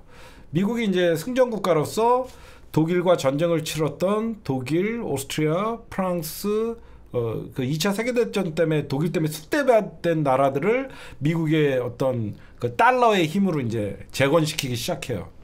그러면서 미국이 이제 패권이 점점 좀 세지는 거죠. 그러면서 달러가 이제 기축통화가 되는 거예요. 그런 과정이. 근데 일본을 미국이 이제 식민지 국가 같이 다룬 게 뭐냐면 오키나와 공군기지예요. 일본에 여러분들 오키나와 기지가 있죠. 그 오키나와 기지를 미국이 이제 장악을 하죠. 오키나와에 여러분들 보시면 일본 오키나와에 미국의 공군기지가 있잖아. 어마어마한 함대가 왔다 갔다 하고 미국의 어떤 그 전폭기들이 있잖아요. 그 왜 그러면 해방 이후에 오키나와를 미국이 점령을 했냐면 그게 바로 이제 동북아에서 중국을 견제하고 러시아나 이쪽이 남중국해로 가는 데를 그러니까 북한도 견제하고 소련도 견제하고 그게 가장 적당한 게 이제 패망해서 아무 힘도 없는 일본에게 우리가 니네 뒤에서 봐줄게. 우리가 니네 봐줄게. 일본은 이제 오키나와를 한 축의 식민지 지배같이 만들어놨던 거예요.